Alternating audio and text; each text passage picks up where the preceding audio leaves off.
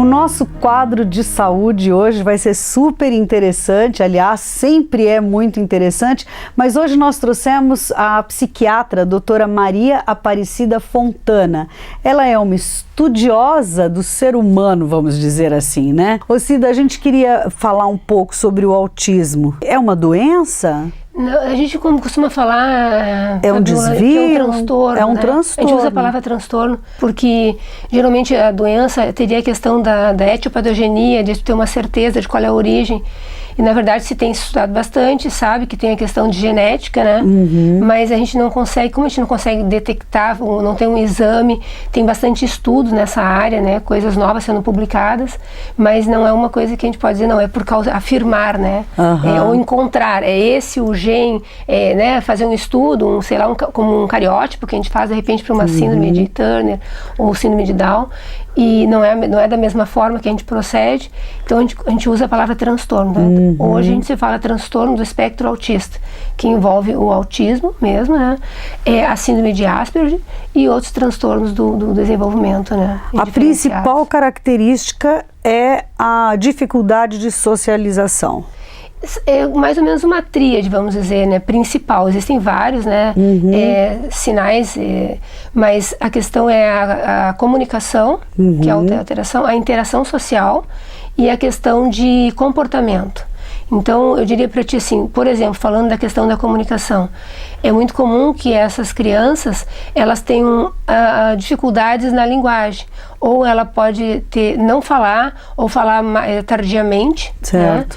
Né? No caso do Asperger, que isso pela classificação atual do DSM-5, que é um livro, né, de critérios, que mais ou menos dão um norte para os diagnósticos, está englobado no espectro autista, né?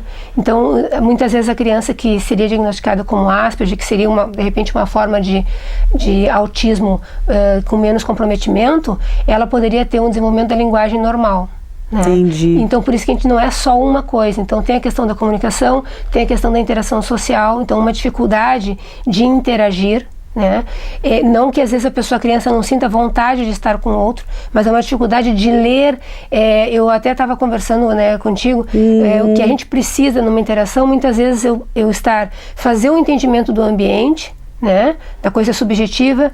Eu estou conversando contigo e estou falando um assunto e de repente eu vou te olhar e saber se tu tem interesse ou não no assunto, se tu está gostando, se tu sorri. Então muitas vezes essa dificuldade de interpretar, né, e de como se comportar, de como interagir com o outro, então muitas vezes essa criança acaba se retraindo e ficando sozinha, né, brincando solitária, né. E não é uma questão de que a criança não está sentindo, né? Porque ela sente, mas não consegue expressar, mais ou menos isso? Então, é como se a gente pudesse falar em graus, né? Então, tem um autista mais grave, mais comprometido, sim, até um autista sem nenhum comprometimento cognitivo, que não vai ter nenhum comprometimento para aprender. Então, que de repente é um autista que vai ter um desenvolvimento adequado, vai conseguir estudar e de repente trabalhar em alguma área determinada que lhe interessa e ser até, tipo, ter características geniais naquilo que for o foco de interesse dele. Entendi. Né? E quando tu pode ter um autista que tem um déficit cognitivo severo, né, ou moderado, e ele não conseguir ter esse desenvolvimento adequado ou esperado que você gostaria que tivesse. Pois é, mas quando que os pais percebem, por exemplo, que a criança é autista? Porque demora um pouco, né? Às vezes tem essa dificuldade de linguagem, né? E aí vai entrando naquela frustração, ou naquele desespero, ou, né, naquela ansiedade de que meu filho isso, meu filho aquilo. E aí é que a gente se depara com o problema, né? Então, Fabiola, assim, normalmente as crianças têm o seu pediatra, né? Sim. Então tem um acompanhamento. Existem alguns marcos do desenvolvimento. Então uma criança, ela está apta a caminhar com mais ou menos quantos meses? Entendi. Então por volta de 12 meses. Uma criança já fala palavras, né, com um ano, menos de um ano, fala algumas palavras. Por volta de 2 anos, 2 anos e meio, essa criança já fala várias frases completas. Então, isso são coisas que então vai ser observada. Então, a mãe geralmente vai perceber. Então, o amiguinho, se a criança está numa escolinha, os amiguinhos já estão falando, começa a ter uma preocupação. Antes, normalmente por volta de 3 anos, tu já pode fazer um diagnóstico. Então, antes, também a gente percebe a mãe, quando está amamentando, se a mãe amamenta, a questão do bebê, a questão do olho no olho, do contato olho no olho. Então, uma criança que muitas vezes não faz isso. Né? Quando tu chama uma criança pelo nome, a criança normalmente tende a se virar e olhar para ti e fazer um contato contigo, e quando tu conversa com ela fica te olhando. Sim. Então uma criança que muitas vezes ou ela não faz esse contato visual, ou ela faz e não fixa, ela foge, olha para cima, olha para o lado, ela não mantém o olhar, né? Entendi. São crianças que muitas vezes não gostam de ser acariciadas, tocadas, abraçadas, não procuram o colo, né? Não gostam disso. Então, são várias, então isso também entra na questão da interação, né? Então, é uma criança que não corresponde. Então, a mãe às vezes está mais com a criança, ou o pai, os avós, eles vão percebendo, os tios. Então, há uma comoção e quando começa muitas vezes a procurar ajuda. Então, de repente, vai no psicólogo, vai no neuro, não está falando, né? Às vezes tem alguns detalhes que pode ter alteração no próprio andar, na motricidade. Então, por exemplo, andar na ponta dos pés, andar de costas, né? Então começa a caminhar de costas. Então, não é uma coisa toda, porque a ideia todo um conjunto, a ideia não é né? Exatamente, palavra adequada. Então a ideia não é que a pessoa se assuste, meu filho não está falando, é autista. Não, né? Calma, então, calma. Né? Tem crianças que são mais lentas para falar, claro. que precisam de mais estímulos, são mais preguiçosas, são até mais espertas, né? Ficam dourando, ganhando atenção, mas pode não ter nenhum comprometimento. E quando passa batido? Por exemplo, vai passando, de repente essa pessoa que tem alguns traços, ninguém notou, ou foi meio que empurrando com a barriga, ou aquela coisa que não foi diagnosticada, essa criança virou um adolescente e daqui a pouco é um adulto, e aí? Isso também acontece?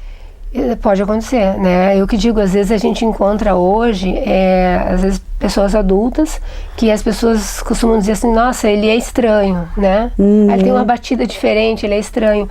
E muitas vezes tu acaba, e é muito frequente, às vezes tu atender o filho, que aí você está com suspeita, pensando na possibilidade, uma hipótese diagnóstica de ser um autista, ou um Asperger, né?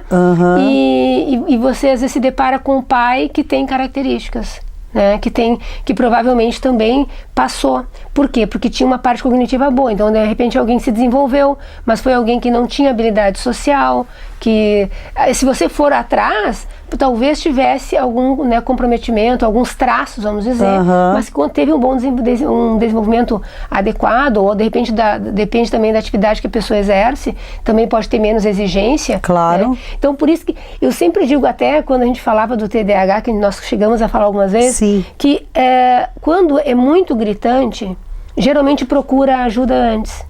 Né? Às vezes tem casos, eu já cheguei a atender crianças com 9 anos, 10 anos, então, que entra na questão do Asperger, então que cognitivamente e tem um bom desenvolvimento, uma linguagem, mas que começa a ter dificuldades sociais.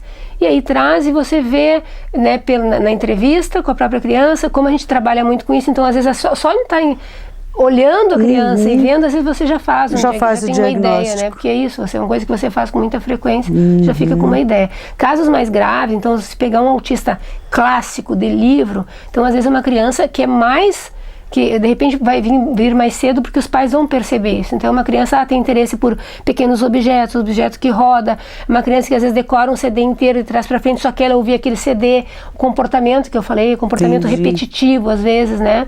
Questão seletiva da alimentação. Então uma criança que de repente só come se tiver ervilha, milho verde e pirê de batata, e só quer comer aquilo, não come outra coisa. Entendi. Né? então tem algumas, aí você diz, preferência, não, mas só come aquilo. Né? Muitas vezes até assim, poxa, leva para passear, só passeia se for do lado e saída pelo lado direito. Tudo que é alteração, percebe pequenas alterações no ambiente, uma mudança de cortina, de poltrona de lugar, fica agitado, porque lida mal com essas mudanças, com essas alterações, né? Isso gera ansiedade, né? E um descontrole. Então, para a criança que pode se agitar, pode se autoagredir. Então, casos mais graves são aqueles que geralmente aparecem mais cedo, né? No consultório. Sim. Né? E aí a gente vai ter que fazer. O ideal é que, se a gente tem suspeita ou se os pais suspeitam, é procurar o quanto antes. Por que isso? Porque não existe medicação que vai alterar. Eu ia te perguntar isso, Não. porque Infelizmente, e aí, hoje não, né? né, Ainda a não. medicina está tão avançada, existe medicamento para tantos outros transtornos, mas para autismo não. É um transtorno, né, vitalício. O que se faz é, na verdade, o que tu pode melhorar o desenvolvimento, e aí por isso que eu falo, se dependendo dessas aptidões que a criança tiver, né, ele vai ter um treinamento, ele pode ser melhor treinado, vai né? para fisioterapia, que a gente chama de estimulação precoce. Então vai para fono, vai para fisioterapeuta. Sim. E esse vai ter um desenvolvimento, pode ter, se ele tiver um potencial, um desenvolvimento mais adequado para ele, né? Que ele possa se adaptar melhor, ele vai ser manejado para isso, vai ser treinado para isso. E a questão é que hoje não existe nenhum exame para detectar, né? Existem pesquisas, se faz com genoma, com genética, mas assim, não se tem nada que eu possa pedir clinicamente, eu vou fazer isso e vai aparecer e é autista. Então o diagnóstico é clínico. Fazendo um paralelo, como o TDAH também. Fazer eletroencefalograma. Pode fazer se tu achar que se o teu filho convulsiona. Fazer uma tomografia, se tu acha que ele tem, né, alguma sequela de alguma coisa, tu está desconfiado se tem um tumor, porque não existe isso, um exame que detecte. Certo? Então o que se faz, a gente, dependendo da idade, então faz um teste neuropsicológico para ver qual é a parte cognitiva, o quanto que está, para ter uma ideia matematicamente se é mais elevado ou não. Sim. A parte cognitiva, para você poder de repente trabalhar mais, estimular mais, né? É admirável essa profissão, eu acho que é muito legal. Eu quero muito que você venha aqui mais vezes. Nossa, mas é tão difícil, guria. Vamos deixar agendado já. É verdade, eu quero te agradecer muito. Eu que agradeço, né, a oportunidade. Eu sei que você está indo para congresso agora, nos Estados Unidos. Isso. Quem sabe na volta. Nossa. Né? Ia ser tão legal se a gente desse continuidade a esse quadro, né, de psiquiatria, ia ser bem legal. Bacana, Fabiola, eu agradeço. Se tiver alguma novidade, eu já te telefono na volta. Então, ótimo. Tá. Muitíssimo obrigada mesmo. Fabiola, pela oportunidade. Conversamos então hoje sobre o autismo com a doutora Maria Aparecida Fontana, ela que é psiquiatra aqui em Joinville.